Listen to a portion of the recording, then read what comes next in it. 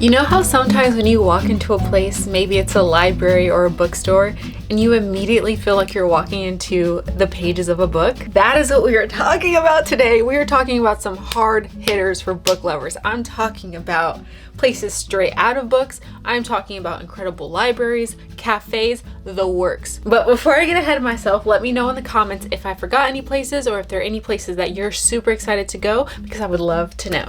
Number one, starting off strong, like I said, if you've been here for even a second, you know what I'm gonna say. Forks, Washington. Literally. Like literally, can you picture me in Forks, Washington? Oh God.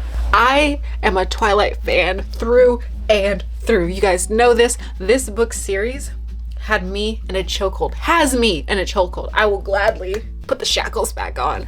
I love Twilight so much. If you haven't noticed from my short content, if you haven't noticed from my books, if you've even been here for a second, you know how much I love the Twilight series. So the fact that you can rent the house that Bella lived in the movies goes crazy. I would sell both kidneys, both of them, and my family's kidneys, if I can make that place my residence. Do you understand me?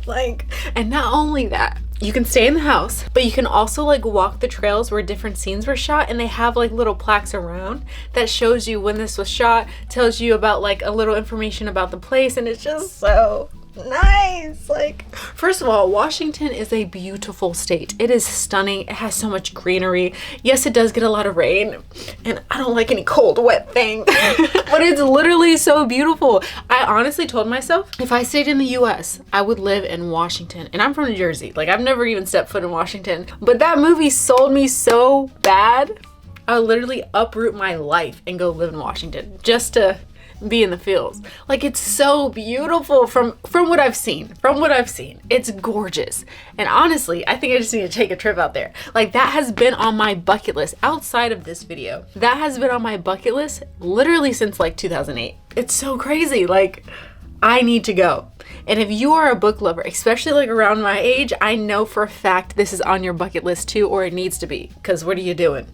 What are you doing? It's really funny actually, because there are some big creators who go there all the time and they've made a lot of funny content there. And that, honest to God, as a creator, that is on my bucket list as well. It's on my personal life bucket list, but also as a creator, I would love to dress up as Bella or maybe Edward or something and just recreate the scenes. I know it's cheesy and borderline psychotic, but I need to do that. I need to put on a wig and say, where the hell have you been, Luca? Where the hell have you been, Luca? I need that in my life.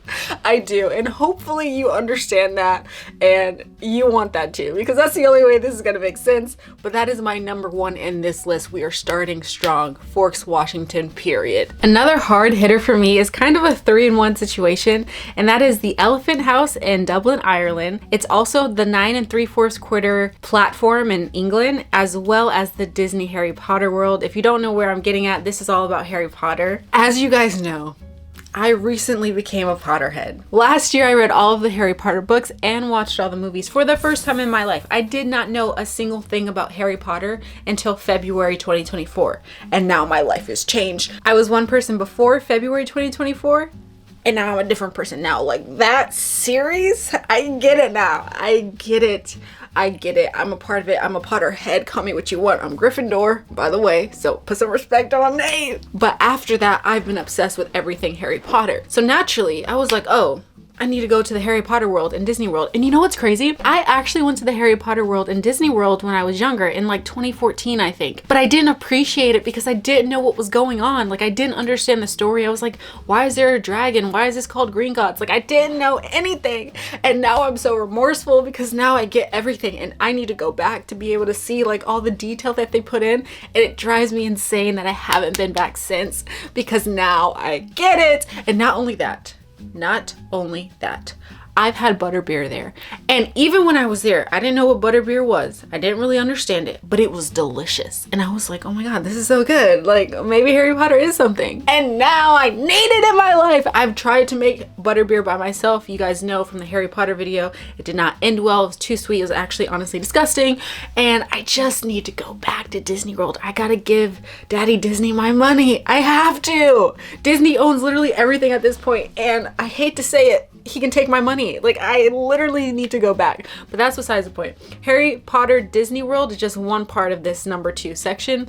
I also need to go to the 9 3/4 platform in England. Oh, how cool is that? I know it's like literally you stare at it and it's like, huh, this is nice, but still, like, as a Potterhead, you gotta go. Pretend like you're about to run through the walls, go to Hogwarts. Like, I need to do that. Yes, I'm a full-on adult, but I need to do that, okay? Sue me. But the real place in this number 2 section is the Elephant House. That is a cafe in, I think it's Edinburgh in Scotland. And it is a really cool cafe. For one, they don't have any Wi-Fi, which is so cool because they want people to talk to each other, not be on their phones and things like that. I just think that's so cool. And secondly, that's where J.K. Rowling wrote all of the Harry Potter books, which is just like I would fangirl so hard. Like, I would try to find the exact table that she would sit at, pull out my laptop, and just do that for a second. Like, I just need to.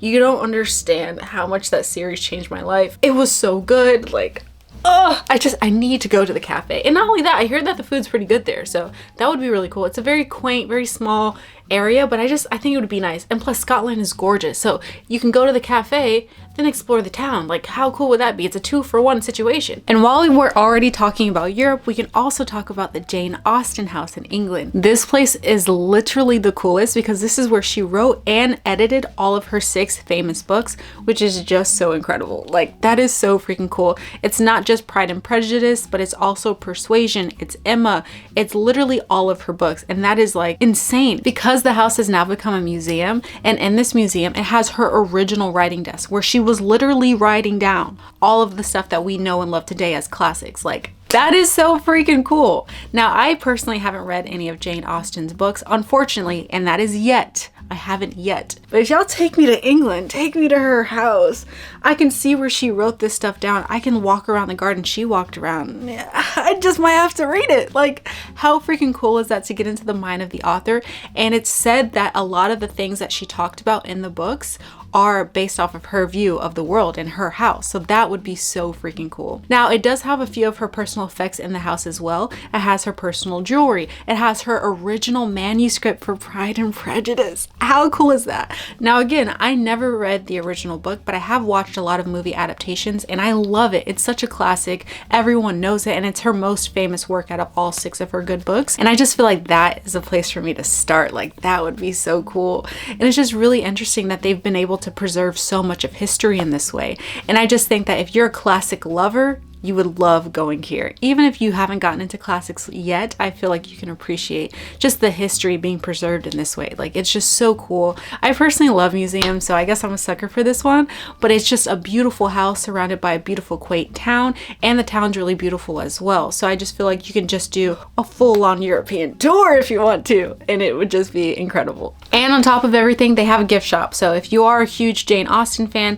this is the perfect place for you. Now, the next one is one of my personal favorites, honestly, and it's the library at the Trinity College in Dublin, Ireland. This place does not look real. This place is for my dark academia girlies, the people who love dark academia, the vibes here. I literally, when I was researching this, I was literally staring at just this one place and its pictures for at least 20 minutes. Like, literally stunning. I have never seen a library this gorgeous. I even tried to show Jamal and he was like, okay, you're a nerd. I'm like, okay, and this place is made for my inner child. It is made for my inner reader. It is literally so gorgeous. Somebody roll the clip. Somebody put some pictures in because you need to see what I'm talking about. It houses over 200,000 of Ireland's oldest books. Do you understand what that means? 200,000 books. Can you imagine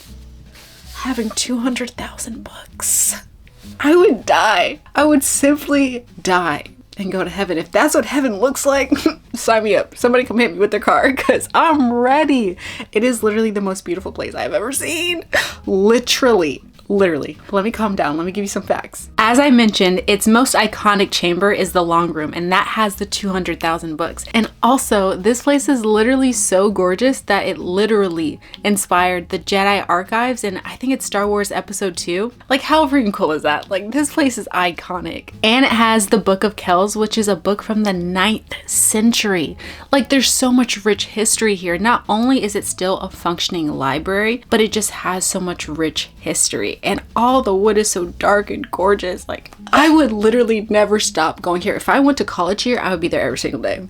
Every single day. I don't care how much the admission price is. Even after I graduate, I am coming back to this library. Can you imagine just being in there studying? It gives main character. Like, it gives, somebody put the arches up. It gives main character. Just working here, I'm not like the other girls. I'm at the library. Like, I need to go. I need to go so bad. Like, I think I'm always dying and going to heaven when I go to Barnes and Noble. This place makes Barnes and Noble look like nothing. Nothing. I'm sorry. Just a moment of silence for Trinity College. Like, I just need to go. You need to put this on your bucket list too. It is so beautiful. I just would be so at peace. Imagine calling this your library, your local library. Anyway, I just love this place. You need to go. We need to go. Let's go together. Another breathtaking library is in Porto, Portugal, and it's called Livraria Lello. I think I'm saying that incorrectly, but it's literally stunning. And you actually have to pay an admission fee to get in, but if you buy a book at the library, they kind of give you that money back as long as it's about that amount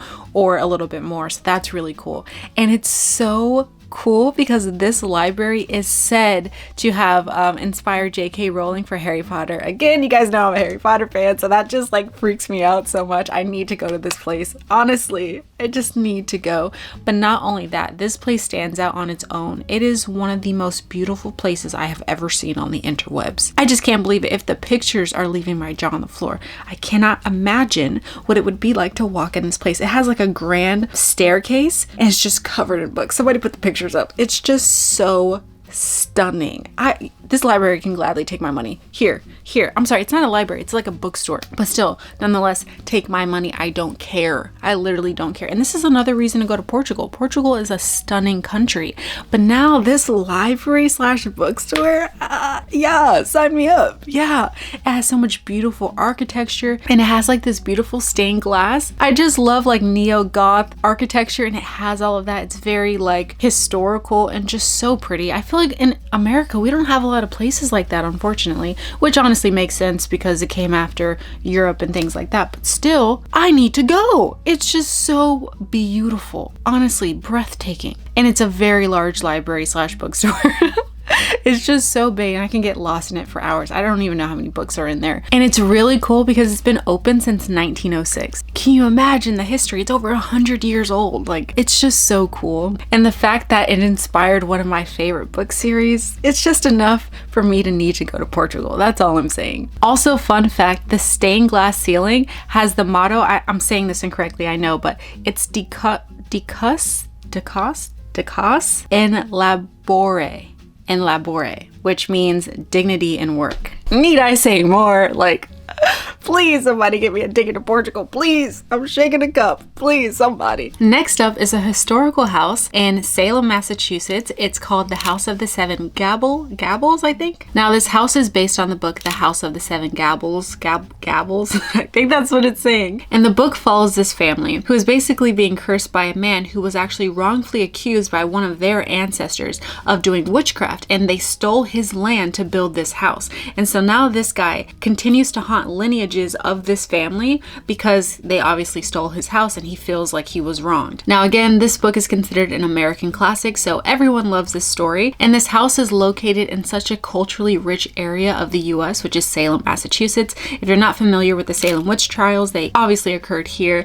And it's just such a historical town. It's such a cool place to be. And along with this house, you can not only do like the house tour, but you can also do a grounds tour. And it's so cool because everything is basically preserved from that time period. Now, interesting enough, the house was there before Nathaniel Hawthorne decided to write this book. He wrote this book again in 1850 and it was published in 1851, but the house has been there since the 16th century. So that's so cool that it was inspired and made famous by a book.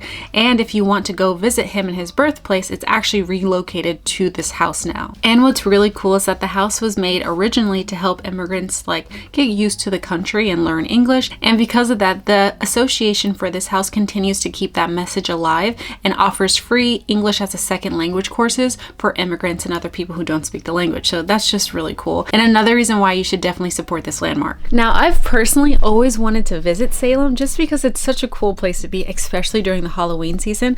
But after reading Salem's Lot by Stephen King last year, I was like, you know what, for sure this place is definitely on my bucket list. It just sounds so cool. And I know it's like a little kitschy sometimes, especially around the Halloween time when they have a lot of tourists. I just feel like it'd be a really cool place to go. And it's a very nice town. Actually, one of my old bosses, she told me that she goes up there all the time because her family lives in Massachusetts, and it's actually really cool. They have a lot of cool museums and activities for kids, and it has a lot of rich history that they explain. And I just feel like that'd be such a really cool place to go, especially for like a long weekend or something, just to get some more history about the area, about the Salem witch trials, and also go to fun places like this. Also, fun fact, the house has a secret staircase that they show you when you do the tour, so that'd be really cool to see as well. Oh, and I just found this out. It's one of the oldest surviving wooden houses in New England.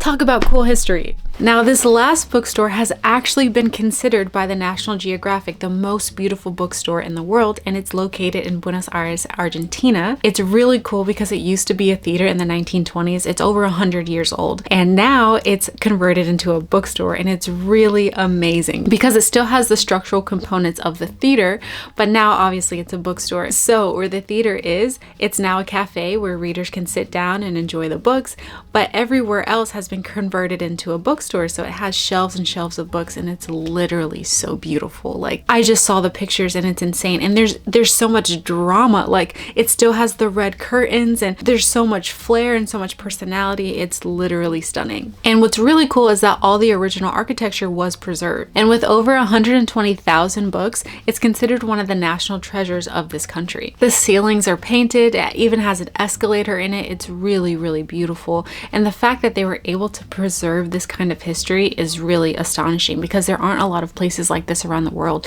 especially in this country. So it'd be really cool to visit this area just to be able to see it. And man, I have never even thought to have a bookstore in a theater, and that is just such a cool thing to be. Like, what? I've never even considered it. Like, it's just such a cool thing to exist, and the fact that we live in a time where this is something that does exist, I definitely need to go. Like, why not? Honestly, I feel like we should do another video where we just do the coolest libraries in the world, the coolest bookstores in the world. Like, that could be so fun.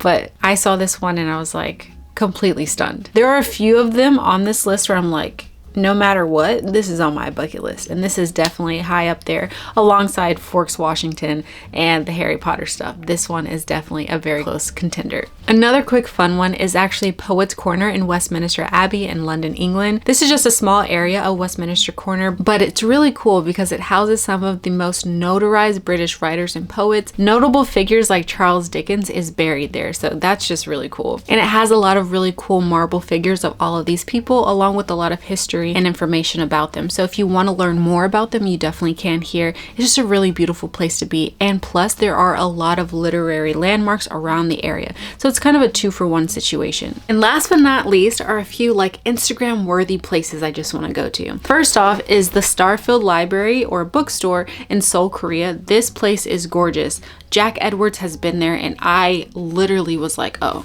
yeah, we need to go. We need to book a trip. We need to book a trip just for this place alone. I think it's so beautiful. It's so large, and it's known for this huge like floor to ceiling bookshelf. And obviously at the top, it's not real books, but at the bottom, I think it's the first 10 shelves, they're actual books. So that's really cool. And you can study there. There's a cafe there. It's just really, really beautiful. And it's like the perfect Instagrammable place to go, especially if you're already visiting Korea, which I'm gonna be doing one day. So I definitely have to add this on my list, but I see it all the time on Instagram. I see it all the time from other creators, and that's just a place I've always wanted to go. But now that I know a little bit more information about it, I'm like, without a doubt, we're going. It's just a wide open space. There's 2 floors, and the books are really beautiful. It's like a modern take on a library or a bookstore that is just so expansive. And there's another place like this actually in China. It's called like one of the most futuristic libraries or bookstores in the world, but I don't actually know how to pronounce the name. I'll just put it here on the screen. But this place looks different. It does not look like it's from this world whatsoever. It is so cool. It has like reverberations or like vibration looking figures or structures on the ceiling. It's all white. There's like this little globe thing in the middle of it, and it's beautiful. People always go there obviously for the Instagram pictures, but it's also like a functioning bookstore. You can buy books and go through books and stuff stuff like that, which is so cool. So it's more than just an Instagrammable place, but that's definitely something that like everyone would be floored by if you took a picture near it. So obviously I need to go just for that, but that is my list. That is my comprehensive list. Let me know which one was your favorite. Let me know which one you want to go to the most, and let me know if there are any places that I actually missed that you want to go to that I should know about. That's it for me. I love y'all so much, and I'll see you guys very soon. Bye.